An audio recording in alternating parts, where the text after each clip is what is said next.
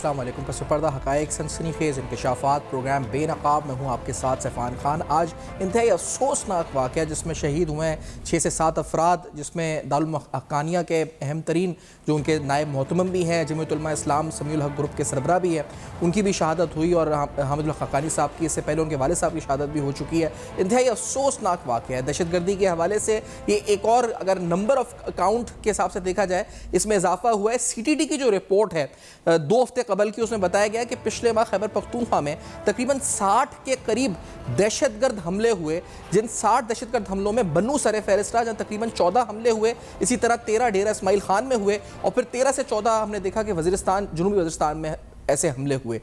یہ صورتحال یہیں بھی نہیں رکتی۔ گورنر خیبر پختونخوا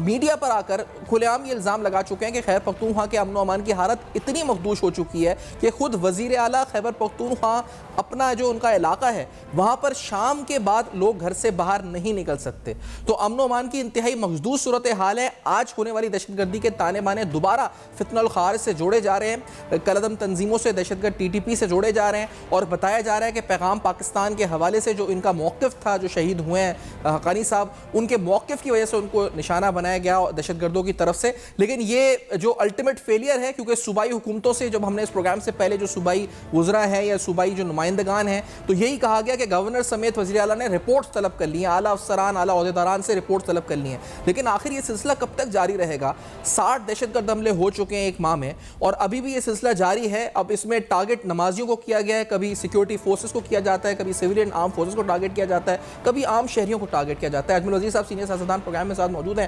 اجمل صاحب خوش آمدید پروگرام میں۔ آپ نے بڑا گہرائی سے غور کیا ہے، نظر رکھی ہے حالات پر خیبر پختونخوا کے امن و امان کے حوالے سے۔ یہ جو مخدوش صورتحال ہے، صوبائی گورنر تو سیدھا ذمہ جو صوبائی حکومت پہ ڈال دیتے ہیں۔ آج کے واقعے پہ اپنے کمنٹ دیجیے گا، اور ذمہ دار کون ہے، آپ کیا سمجھتے ہیں وزیر صاحب؟ دیکھیں سیفان، شکریہ آپ نے دعوت دی۔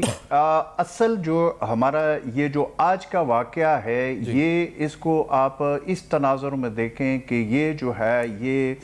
کوئی معمولی واقعہ نہیں ہے۔ واقعات تو روزانہ کے بنیاد پہ آپ نے خود جیسے انٹرو میں بتایا ہو رہے ہیں، بٹ آج کا جو یہ حالیہ لہر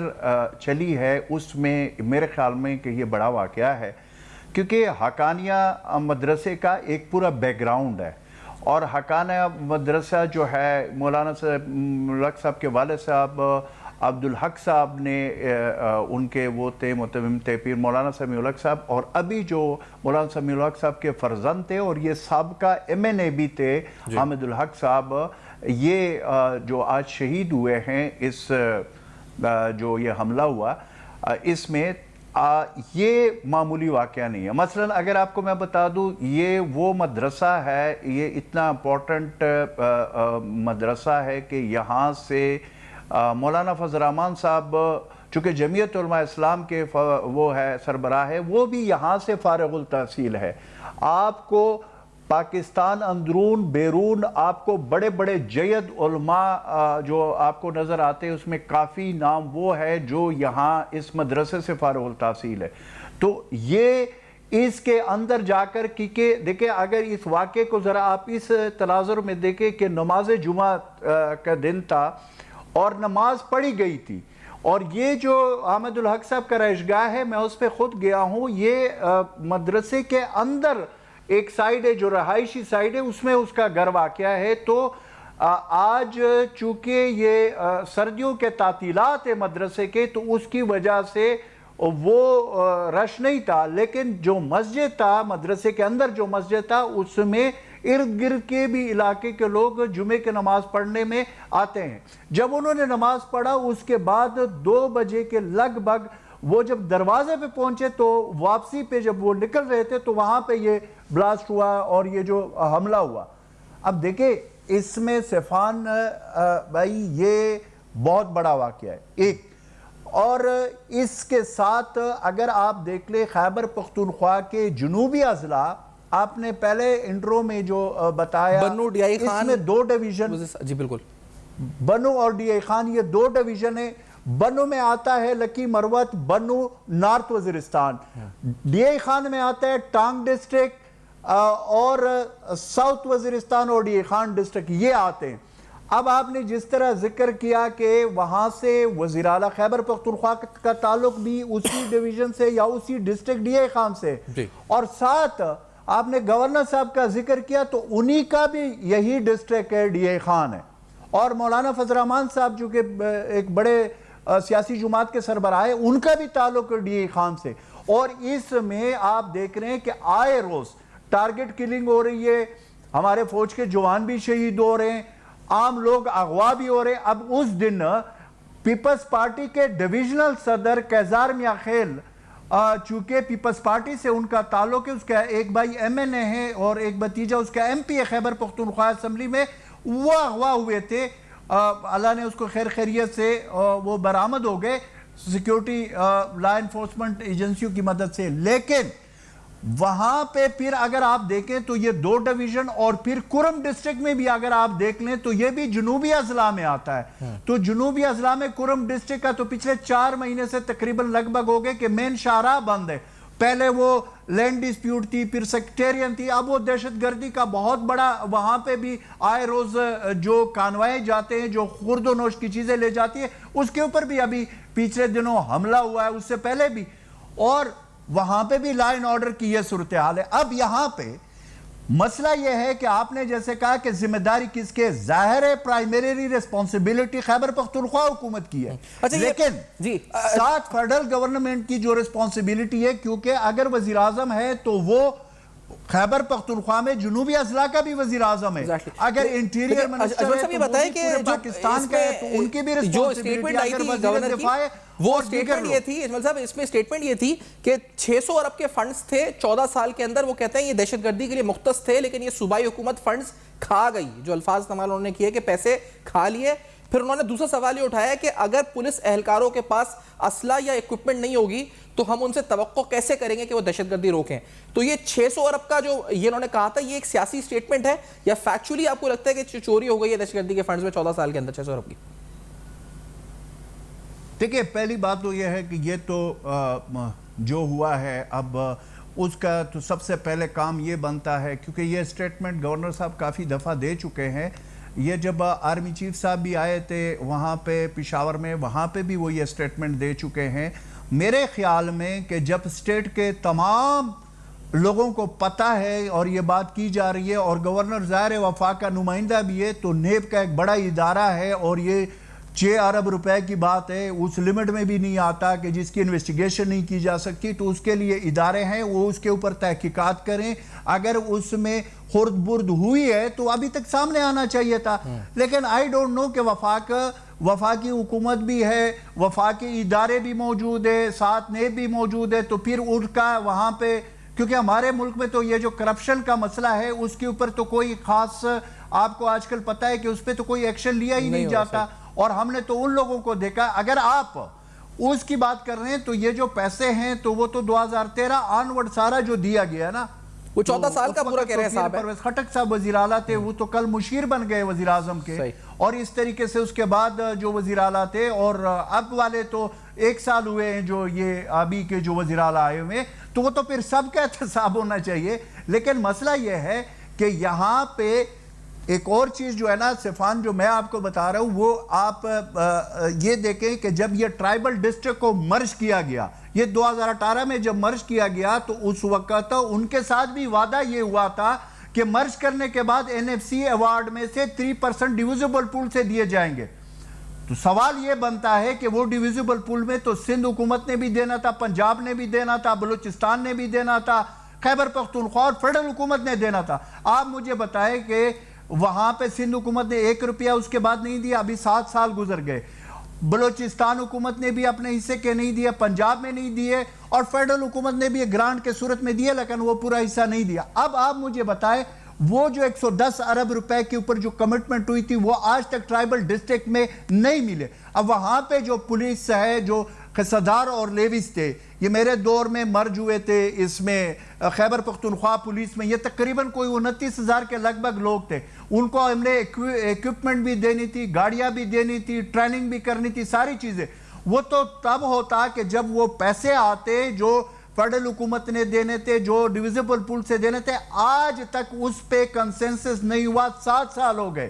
تو مجھے یہ بتائیں لیکن یہ بتائیں باجوڑ سے لے کر وزیرستان کے حالات آپ کے سامنے، ٹھیک ہے، اجتماعی نااہلی، اجتماعی فقدان رہا، فیصلہ سازی کا بھی، عمل درآمد کا بھی، وفاق صوبوں کا، تمام صوبوں کا، صوبائی حکومت کا پرائمریلی آپ نے کا رسپانسبلٹی. لیکن ابھی یہ بتائیں کہ واقعی میں صورتحال ایسی ہے، کیونکہ ڈی آئی خان کی مجھے بتائیں،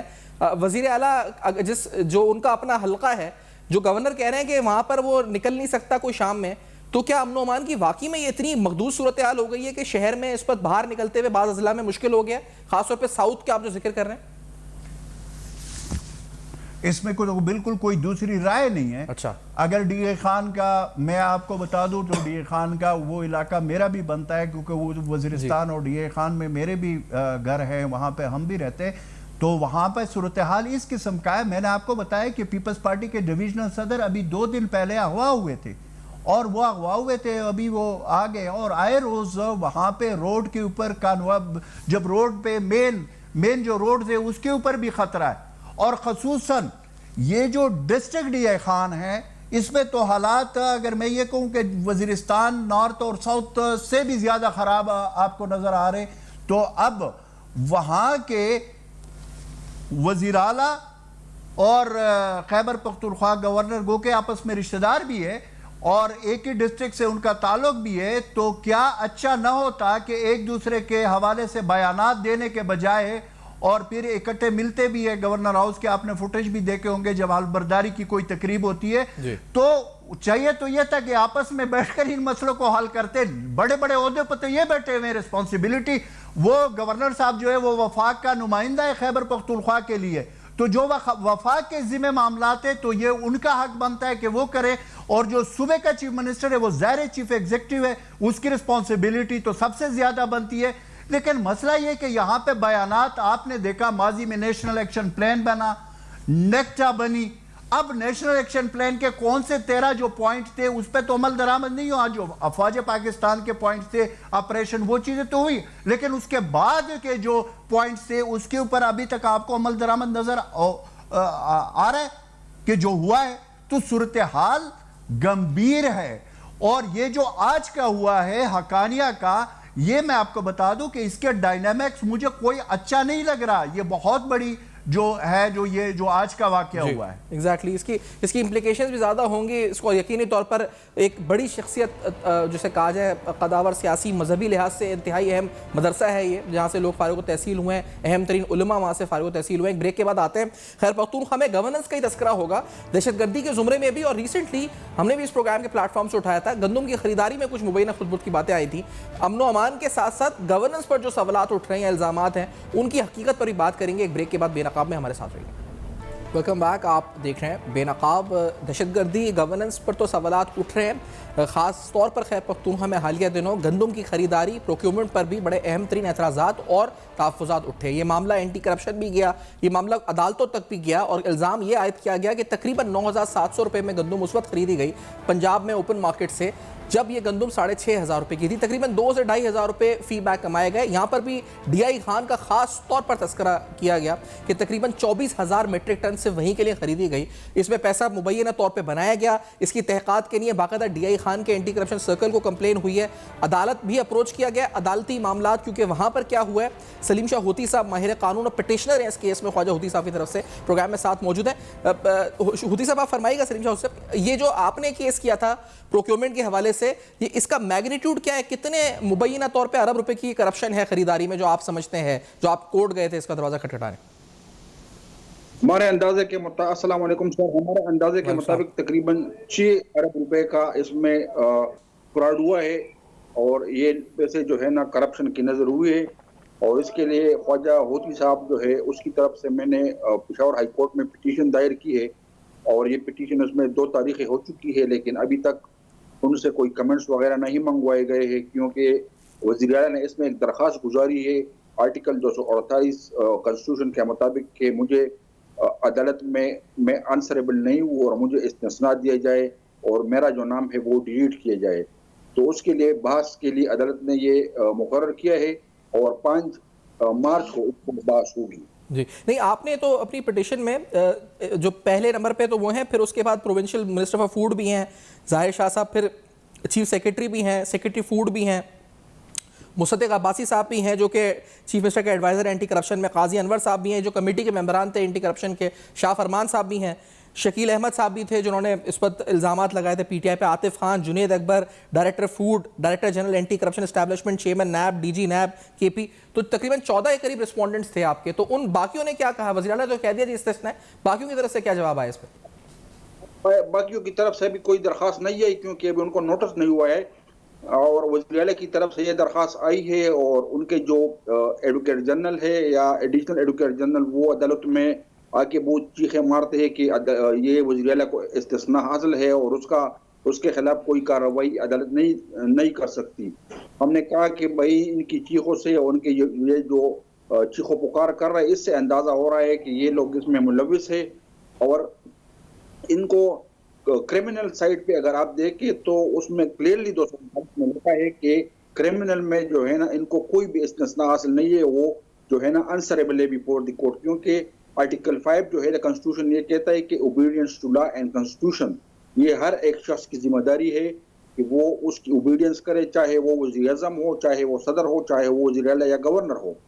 تو لہٰذا 248 کو آپ جو ہے نا اکیلے نہیں پڑھ سکتے، اس کے ساتھ آپ کو آرٹیکل 5 بھی پڑھنا ہوگا، آرٹیکل 9 بھی پڑھنا ہوگا، آرٹیکل 4 بھی پڑھنا ہوگا اور آرٹیکل 25 بھی پڑھنا ہوگا، کیونکہ اس میں پبلک ایٹ لارج کے انٹرسٹ انوالوڈ ہے اور یہ جو ہے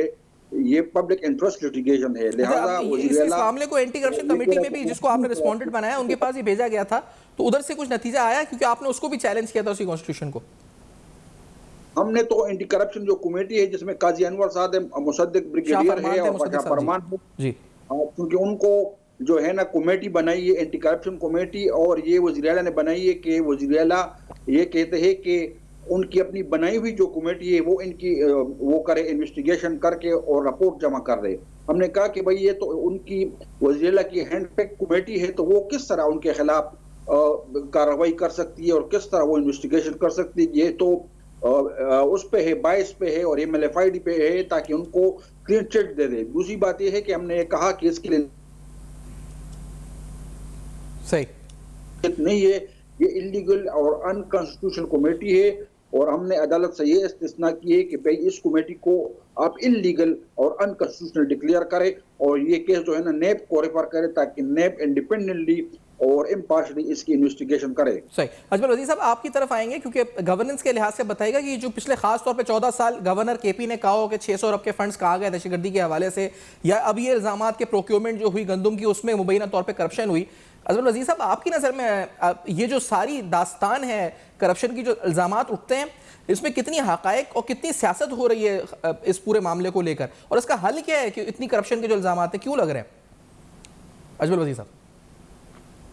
سفان، اصل جو پرابلم ہے وہ یہ ہے کہ وہاں پہ جب میں خیبر پختونخوا میں ایز اے انفارمیشن منسٹر میں وہاں پہ کام کر رہا تھا، آپ یقین کریں صبح سے لے کر رات کے 12 بجے تک ایک ہی کویشچن ہوتا تھا. آپ کی میڈیا کرتی تھی، چاہے میں پریس کانفرنس کروں، چاہے ٹی وی ٹاک شو، اور آپ کی پروگرام میں مجھے یاد ہے کہ جی BRT. آج آپ کو کہیں BRT کا ذکر نظر آ رہا ہے؟ ملم جبہ آج آپ کو کہیں نظر آ رہا ہے؟ بلین سونامی ٹری صبح سے لے کر رات کے 12 بجے تک میں یہ جوابیں دیتا رہا، لیکن آج آپ کو ذکر نہیں ہوتا. اس کی وجہ کیا ہے؟ ابھی یہ جو کیس ہے جو ابھی میں نے سنا ہے، مجھے اس کے بارے میں زیادہ تو نہیں معلوم، لیکن ظاہر ہے یہ بھی تو خواجہ محمد خان ہوتی صاحب نے پرائیویٹ کیپیسٹی میں جو ہے نا وہ کیا ہے، درخواست دی ہے یا ہائی کورٹ میں چیلنج کیا. حالانکہ اگر دوسری طرف آپ دیکھیں تو نیب کا ادارہ اس لیے بنایا گیا ہے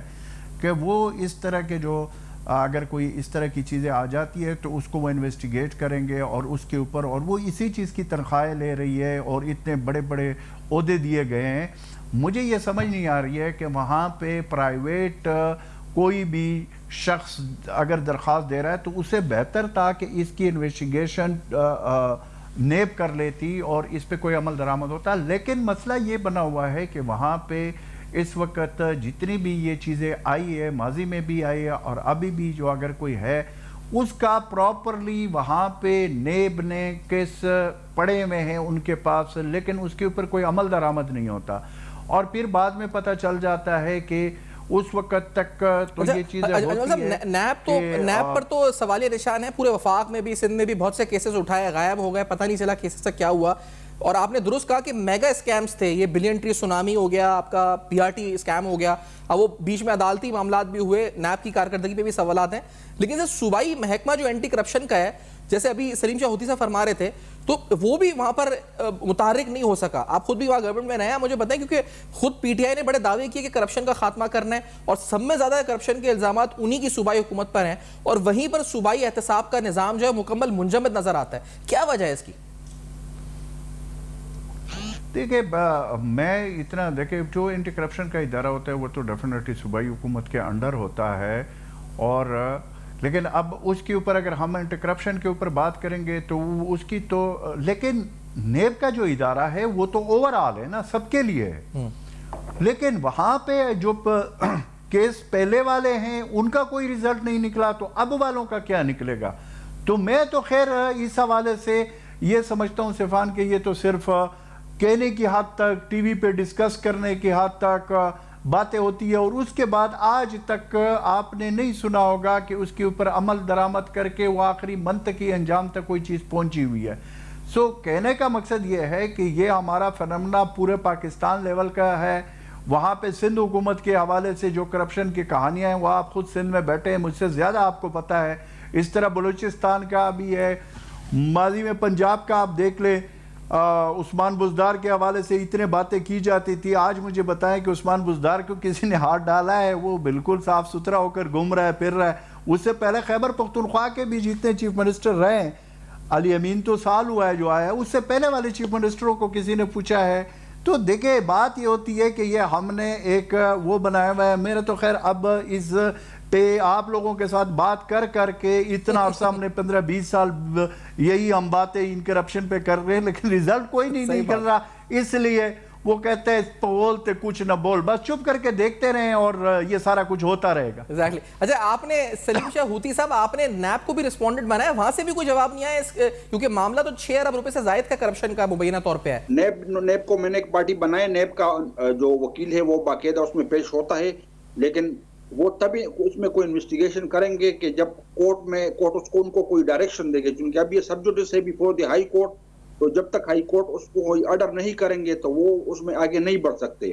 ہم وہ بھی یہ کہتے ہیں کہ اگر ہائی کورٹ ہمیں انویسٹیگیشن کا وہ کر دے تو ہم انویسٹیگیشن کر دیں گے, اور وہ صرف کورٹ کا انتظار کرتے ہیں, اور وہ باقاعدگی اس میں جو ان کا وکیل ہے وہ باقاعدہ ان میں اٹینڈنس کرتا ہے اور پیش ہوتا رہتا ہے. لیکن عدالت کی طرف سے کوئی وہ ابھی تک نہیں ہوا, ابھی تک کمنٹس اس میں نہیں منگوائے گئے, کیونکہ وہ صوبائی حکومت جو ہے نا مختلف ہتھ کنڈوں کے ذریعے ڈیلے کر رہا ہے. ٹھیک ہے, اور اجمل صاحب میں آپ سے یہ سیاسی طور پہ سم اپ اس پہ کرنا چاہوں گا, کیونکہ جو سارا معاملہ اجمل صاحب یہ ہے, بہت سی باتیں ہوئی, گورنر راج کی باتیں ہوئی اجمل عزیز صاحب کہ یہاں پر گورنر راج لگ جائے گا, پھر یہ ہوا کہ شاید صوبائی جو اندرونی طور پہ پارلیمنٹ کے ذریعے کوئی ان ہاؤس چینج خیر پختونخوا میں ہو جائے گا, کیونکہ کرپشن اور گورننس کے بڑے الزامات ہیں. پھر پتہ چلا کہ عمران خان جو بانی پی ٹی آئی ہیں, انہوں نے بھی علی امین گنڈاپور کو صوبائی صدارہ سے ہٹایا, اور یہ پتہ چلا کہ وزیر اعلیٰ کی سیٹ خطرے میں ہے.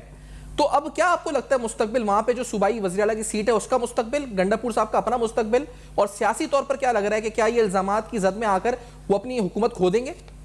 اجمل عزیز صاحب. دیکھیں صفان بھائی, جیسے ابھی یہ بات کر رہے تھے ہوتی صاحب, تو انہوں نے بات کیا ہے کہ چونکہ اب تو سب جوڈسٹ ہے, تو وہ نیب والے کہتے ہیں کہ ہم تب کریں گے جب ہمیں عدالت کا آرڈر ملے. لیکن میں تھوڑا سا اس پہ یہ بات کرنا چاہتا ہوں کہ یہ اس سے پہلے جب ہوتی صاحب یہ درخواست لے کر ہائی کورٹ نہیں گئے تھے, اس سے پہلے تو سب جوڈسٹ نہیں تھا, تو اس کا نوٹس جب ہوتی صاحب کو پتا تھا تو کیا نیب کو پتا نہیں تھا؟ اتنا بڑا ادارہ ہے تو اس وقت وہ ایکشن لے لیتے. شاید آج ہوتی صاحب عدالت کے دروازے پہ نہ کھڑے ہوتے تو اگر انہوں نے کرنا ہوتا. دوسری بات جو آپ کہہ رہے ہیں کہ جی وہاں پہ خیبر پختونخوا کے حکومت کے حوالے سے, دیکھیں یہ ساری چیزیں جو آپ بھی سن رہے ہیں, ہم بھی سن رہے ہیں, یہ ماہ رمضان کا مہینہ ٹھنڈ ماحول ہے, آرام سے گزارے, روزہ رکھ کے عبادت کریں. اصل جو چیز ہوگی وہ عید کے بعد شروع ہوگی, اور عید کے بعد جو پروٹیسٹ ہونے جا رہا ہے, جو انہوں نے کہا ہے پی ٹی آئی والوں نے, اس کے بعد اس پروٹیسٹ میں کس نے کیا کرنا ہے, اگر وہ چیزیں اس طرح کو, اس کے بعد آپ کو یہ ساری چیزیں جو آپ کہہ رہے ہیں. اور اتنا میں آپ کو بتا دوں کہ مجھے کدھر اور سے کوئی مسئلہ نظر نہیں آ رہا वफाक की तरफ से भी कोई मसला मुझे नज़र नहीं आ रहा, दूसरी की तरफ से भी नज़र नहीं आ रहा। मुझे जो नज़र आ रहा है वो पीटीआई के अंदर अगर कोई मसला, वो जाहिर है जो खान साहब फैसला करेंगे किस कॉन्टेक्स्ट में, खैबर पख्तूनख्वा की गवर्नमेंट के कॉन्टेक्स्ट में जाएगा। अजमल साहब, आप गवर्नर सीएम केपी के कॉन्टेक्स्ट में बोल रहे हैं कि अंदर से मसला होगा, पार्टी के अंदर से। मैं यही आपको कह रहा हूं कि वहां पे इस वक्त 2/3 मेजॉरिटी से ज्यादा उनके पास मेजॉरिटी है, तो वहां पे वज़ीर आला को हटाना बड़ा मुश्किल काम है। अगर होगा भी सही, कोई फैसला होगा तो वो आपको मैंने बताया कि वो खान साहब जो करेंगे, जो फैसला वो करेंगे उसके